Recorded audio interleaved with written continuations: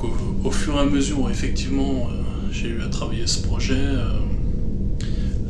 les indices sont devenus de plus en plus marqués en fait, jusqu'à développer donc cette théorie de la lecture métaphorique qui visiblement est une théorie qui était laissée un peu à l'abandon de certains chercheurs hébreux, et effectivement je me demande si la clé qui leur manquait pas était justement le lien sur les caricatures du mal. Cette lecture métaphorique du coup s'inspire de la Ménorah dupliquée dans un premier temps. Donc on peut voir que la Ménorah, si on la superpose, il est entendu dire qu'il faut la tourner et la retourner pour vraiment comprendre son objectif, on a vraiment cette symétrie qui est assez parfaite, où on va tomber sur 3 cercles concentriques qui vont donner éventuellement le symbole de ce que pourrait être l'œil d'Horus vu par les illuminés d'aujourd'hui en fait. Étrangement, on n'a pas un œil d'Horus de l'époque égyptienne avec donc la calligraphie de l'époque et les différents éléments, mais on a effectivement un œil d'Horus qui est divisé en 6 parties, 3 cercles en bas, 3 cercles en haut. On retombe sur une allégorie de l'œil d'Horus divisé de l'époque égyptienne. Donc en développant ce principe d'œil d'Horus, de 3 cercles concentriques, on arrive sur une allégorie de les cieux et la terre. Donc une fois développé les cieux et la terre, donc une fois qu'on coupe en deux l'œil d'Horus et on revient à la Ménorah, on va retomber sur le principe de ciel en haut, terre en bas. On va continuer tout au long du récit. Ça explique déjà dans un premier temps la raison de pourquoi la terre est plate. C'est-à-dire que la Ménorah va être une terre qui va être plate sur 7 lumières en fait. L'islam va encore une fois amener son savoir et indiquer le fait que les montagnes sont comme des piquets sur la terre. Donc encore une fois on se dit mais de quoi est-ce que ça parle? Est-ce qu'on parle vraiment d'une montagne réelle ou est-ce qu'on parle effectivement d'une clé de lecture pour comprendre cette lecture métaphorique? En continuant, c'est d'imaginer qu'on ne peut comprendre ces indices uniquement en étant borgne. Donc on revient ici sur l'allégorie du borgne qu'on va retrouver chez Odin, chez Dajjal, donc avec encore une fois la Sona, et Horus. Odin ne peut avoir le savoir uniquement en se sacrifiant, du moins en se sacrifiant un œil. Donc le principe c'est de pouvoir voir son propre œil uniquement par l'oubli des détails perspectifs. Ça voudrait dire que sur chacun des 7 jours de la Ménorah, on peut appliquer des symboles successifs sans avoir de référence à la taille. C'est-à-dire qu'un lac peut aussi bien être un puits ou un océan. Une montagne peut très bien être une pierre qu'un totem, qu'un rocher. Donc on va avoir tout ce principe-là qui va complètement être remis en question à chaque fois qu'on a un terme pierre, rocher, montagne. On se dit à quoi on fait référence. À chaque fois que le terme montagne, rocher, pierre, caillou est utilisé, lac, puits, océan, rivière est utilisé dans la Bible, dans la Torah, on fait potentiellement référence à un jour qui prend l'attribut de son symbole. Donc c'est là où ça commence à être assez fin et assez compliqué, donc à savoir à quel endroit on va placer chacun des symboles. Et c'est ce que fait Dieu dès la Genèse. Il va expliquer qu'au premier jour, on va avoir une séparation entre 2 éléments, au deuxième jour, etc., etc. À chacun des jours, dès le début, il va mentionner les caractéristiques de chacun des 7 jours. Voilà, donc ça c'est le procédé du langage de Dieu. C'est pour ça qu'on ne comprenait pas vraiment comment les livres pouvaient se réunir, mais parce que la source était cachée. Donc quand je parle de quelques symboles, évidemment il faut comprendre qu'il y en a une bonne centaine, voire bien plus. La particularité du coup de ce système, c'est qu'il va pouvoir se développer sur d'autres images. Donc le principe de la métaphore étant d'utiliser une image pour faire passer une idée, le langage va utiliser les 3 cercles concentriques et la Ménorah pour déterminer différents éléments. Donc on va avoir les premiers, ça va être par exemple le jardin d'Éden. On va comprendre que l'Éden est entouré de 4 fleuves. Et effectivement, si on prend le centre de l'œil d'Horus, donc de l'œil de Dieu, on va se rendre compte qu'effectivement il a 2 fleuves en haut, 2 fleuves en bas. Et c'est parti. Dieu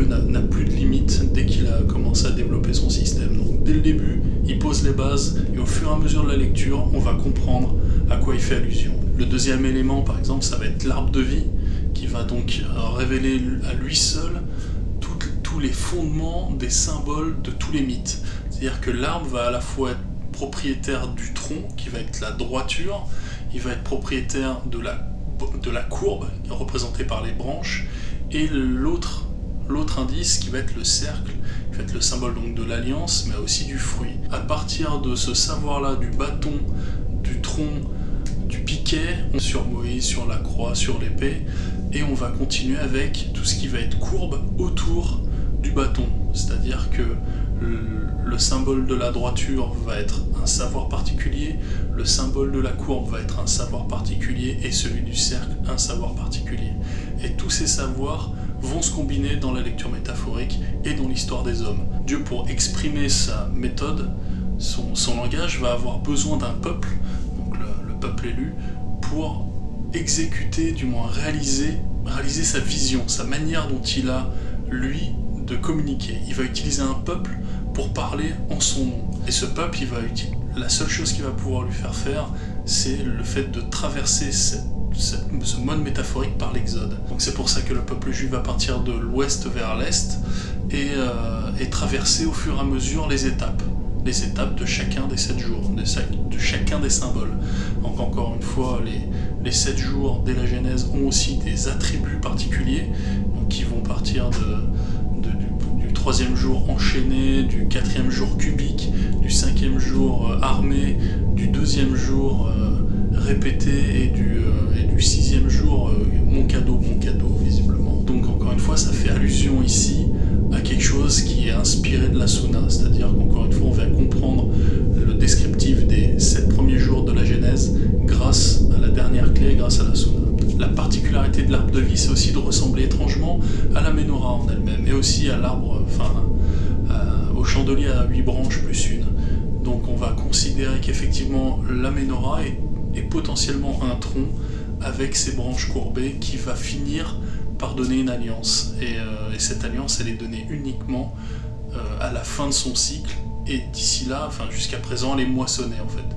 C'est-à-dire que on retombe là sur un principe apocalyptique de la révélation de Jean. L'intérêt de l'arche de Noé, on va voir qu'il a exactement les dimensions d'une arche dans ses proportions, seulement il va manquer un élément. Cet élément ne peut arriver qu'au centre de l'arche, la largeur suffisante pour amener effectivement un pilier. Ce qui fait qu'on voit éventuellement que l'arche de Noé fait aussi allusion à une Ménorah incomplète. L'accomplissement de cette arche ne peut venir que par l'ajout de piliers, encore une fois, qui va être le message du Christ, et qui va arriver aussi à un attribut particulier, l'attribut de la couleur verte. Les couleurs vertes vont être données plus tard par l'alliance que Dieu propose avec Noé, et cette alliance de l'arc-en-ciel ne sera déterminée que plus tard par l'Église catholique, si j'ai bonne mémoire, avec les 7 couleurs, dont il y a une petite incompréhension. Pourquoi s'acharner à donner à la 6e couleur la couleur indigo? C'est parce que ça va obliger la 5e couleur à être de la couleur bleue, et la 4e couleur va être de la couleur verte. Et là on découvre que potentiellement dès le début du plan par l'arche de Noé, Dieu attend à la fois le pilier du Christ et à la fois la couleur verte de l'islam. Tout est parfait, c'est vraiment incroyable. On peut y intégrer un homme, ça je ne l'ai pas compris tout de suite personnellement, mais ça ressemble un peu à un homme de Vitruve, c'est-à-dire qu'on va pouvoir mettre au cœur un homme qui va être touché de chaque côté, à niveau des côtes, donc on va pouvoir mettre un homme qui va être touché de chaque côté au niveau de ses côtes. Donc ça expliquera ça explique du côté du Christ pourquoi de l'eau et du sang vont jaillir de sa côte. C'est qu'encore une fois, l'attribut de l'endroit de la côte à droite du Christ représente aussi les attributs qu'on va déterminer comme étant le déluge par l'eau et le sacrifice des géants.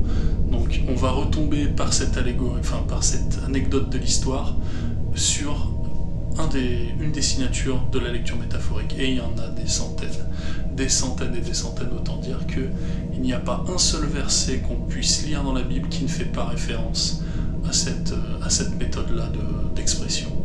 Donc on s'aperçoit que lorsque l'on place un homme à l'endroit de la lecture métaphorique, il va prendre les attributs du ver de la sauterelle et de l'envol, ainsi que la taille de l'œil, ce qui fait que on va dire que voilà, on se retrouve sur le simple fait de penser aux sauterelles, on retrouve une cohérence avec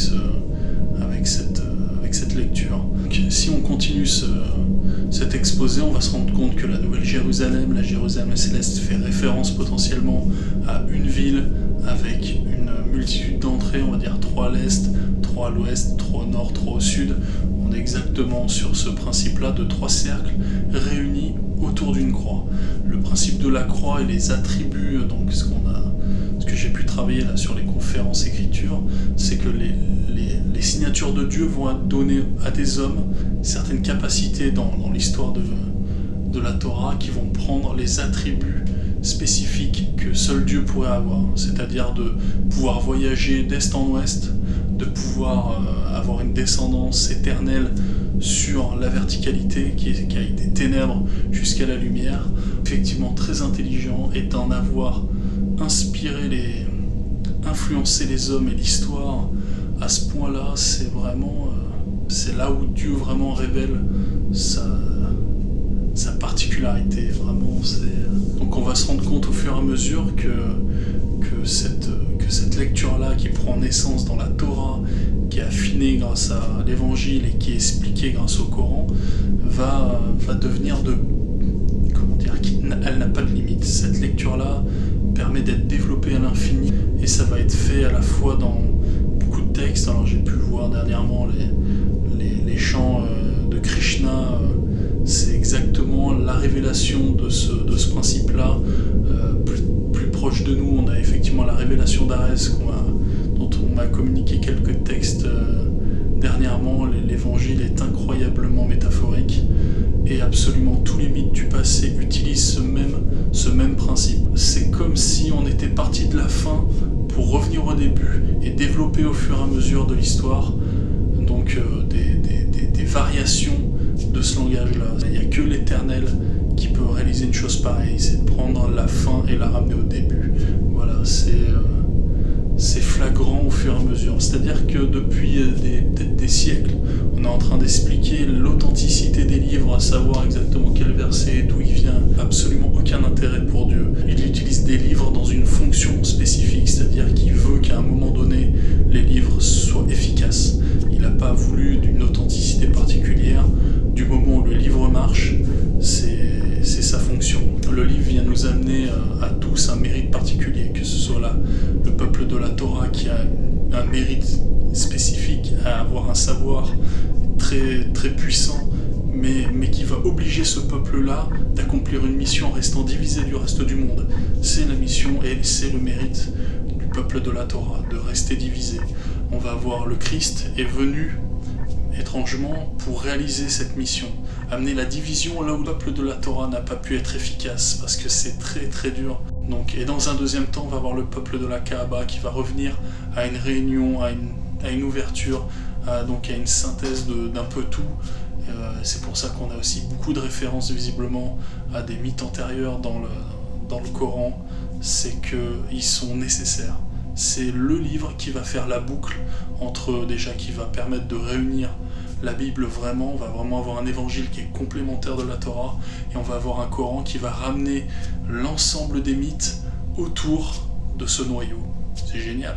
Comment dire, comment faire mieux? Il y a tellement de choses. Voilà, on peut passer par les espèces, on peut passer par tous les arbres de vie donc, qui sont développés dans les mythes. Je pense une fois développer ce principe-là, une fois bien expliqué, donc dans la prochaine conférence, on va pouvoir commencer à travailler sérieusement sur le vrai contenu des livres. Voilà, j'espère que cette vidéo vous a plu, et n'hésitez pas à partager et à vous abonner à ma chaîne et à aller sur le site. Si vous avez des questions, n'hésitez pas à me laisser quelques commentaires. Voilà, je vous remercie, à bientôt.